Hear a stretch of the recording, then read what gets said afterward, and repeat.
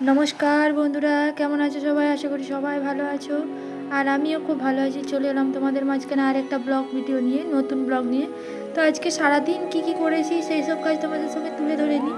একটু বাইরের ওয়েদারটা আজকে কীরকম সেটাই তোমাদের সাথে তুলে ধরেছি আর চারিদিকটা দেখাচ্ছি। তো সকাল থেকে ঘুম থেকে উঠে ব্লগটা শুরু করা হয়নি আজকে, যেহেতু আমি বৃষ্টি পড়ছিল সামান্য হালকা হালকা, যখন তখন রোদ দিচ্ছিল, মানে হালকা মানে একবারই হালকা। তাই জামা কাপড় শুকনো করার জন্য আজকে ছাদে জামা কাপড় শুকনো করার জন্য গিয়েছিলাম।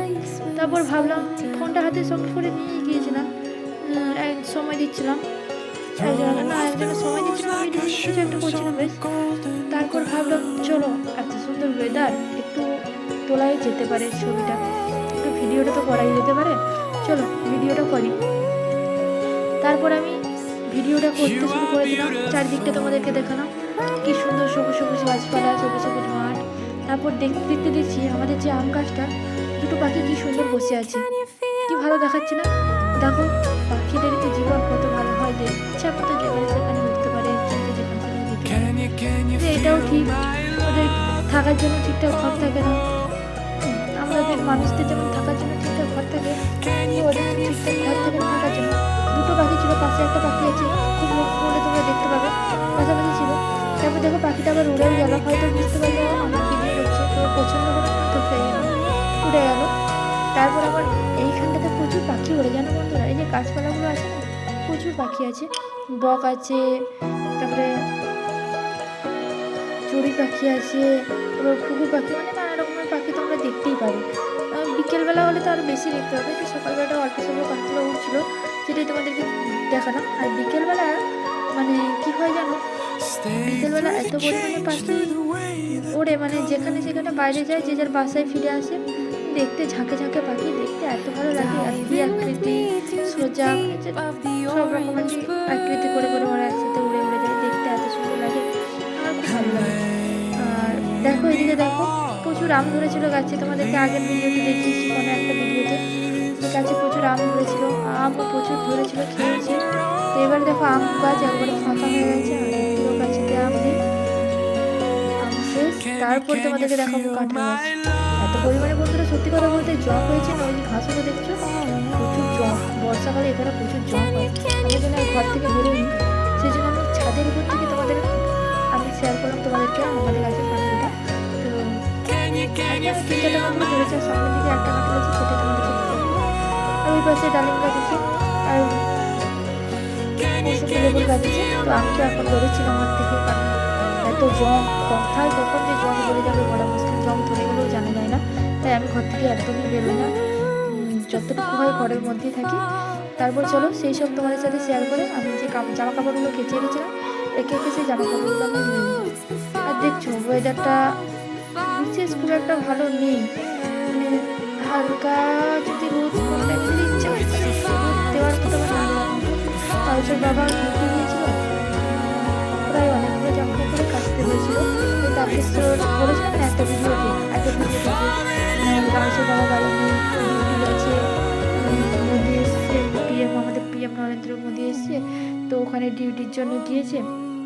তো ওখানে গিয়েছিল, ওখানে শোয়ার জন্য এই বেডশিট নিয়ে গিয়েছিল, আর তোমার হচ্ছে যা যা যাবতীয় জিনিস, দরকারের জিনিস ছিল ওগুলো নিয়ে গিয়েছিল। আমি ওগুলো একটু কেচে দিয়েছিলাম আজকে, বলছি হোক জল ঝড় হোক, আবার যদি জমা করে করে রেখে দিই তো অনেকগুলো হয়ে যাবে পরের দিনকে, তাদের কেচে দিই। আবার বুটগুলোও বেশ কাদা কাদা হয়ে গিয়েছিল, তাই সব কেচে দিয়েছিলাম, সব একবারে কেচে টেচে আমি কাপড়গুলো ছাদে শুকনো করতে দিয়ে দিলাম। তারপর দেখো গেঞ্জি জামা যা যা ছিল সবই কেচে, অনেক জিনিস ছিল, অনেকগুলো জিনিস যাকে বলে ওগুলো আমি কেচে শুরু করতে দিয়ে দিয়েছিলাম। তো আমার এখন স্নানটা হয়নি, স্নানটা করার আগেই আমি কেচে নিয়েছিলাম, মানে কেচে জামা কাপড়গুলো শুকনো করে তারপরে আমি স্নানটা আজকে করেছি। অন্যদিন স্নান টান করে তারপরে আমি জামা কাপড় শুকনো করতে দিই, তো আগে আমি কেচে নিয়েছিলাম কোনো রোদ নেই বলে। আর সারাদিন তোমাদের সাথে কোনো ভিডিও আজকে শেয়ার করা হয়নি, কী করেছি না করেছি কিছুই শেয়ার করা হয়নি। তো এই জন্য ভাবলাম বিকেলবেলা থেকে আর কি, আমি যে বিকেলবেলায় একটু কোনো কাজ ছিল না, কাজ বাজ সেরে এই সন্ধ্যের দিকে একটু বসেছিলাম, সত্যি কোনো কাজ ছিল না, তো কী করবো বোরিং বোরিং লাগছিল, তাই বসেছিলাম, সেটাই তোমাদের সাথে শেয়ার করলাম। চুপচাপ বসে আছি আর এখানে সাইডে আয়ুষ বদমাইশি করছে, মাঝে মধ্যে ওকে বকাবকি দিচ্ছি।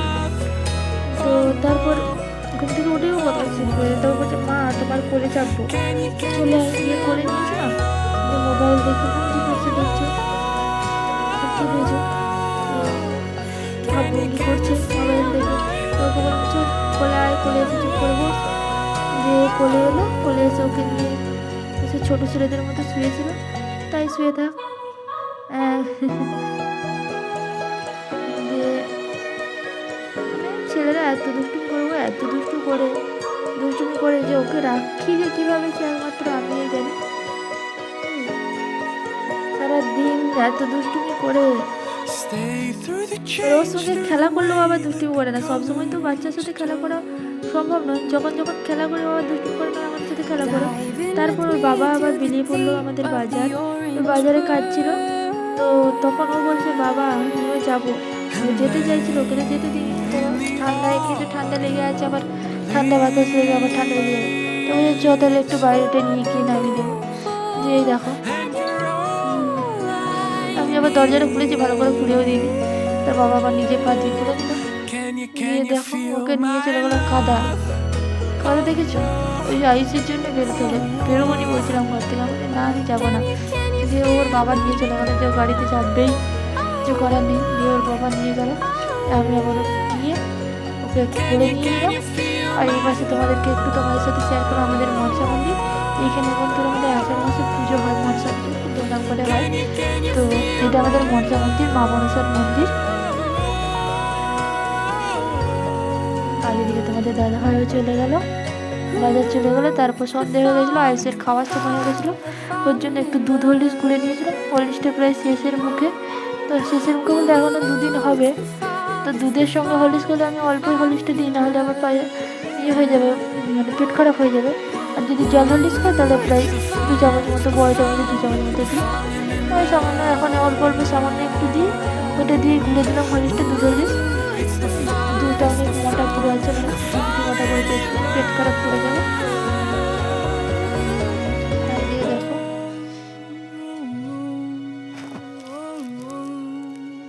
দুধটা সসপ্যানে নিয়েছিলাম, ওটা আবার গ্লাসে ঢেলেছিলাম, ওটা আবার আলাদা আলাদা, মানে আগে হরলিক্স স্কুলের ভিডিও চলে এসেছে, তারপরে দুধের হলে ঠিক আছে।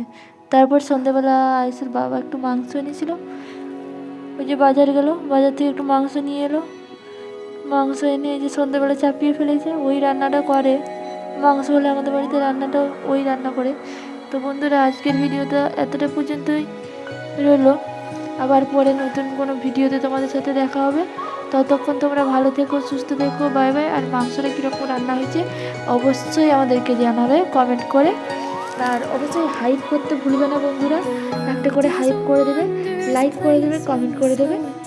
আর যদি বন্ধুরা কেউ নতুন হয় থাকো অবশ্যই চ্যানেলটা সাবস্ক্রাইব করে বেল আইকনে প্রেস করে রাখবে। আজ এলাম, টাটা বাই বাই, মাংস রেডি।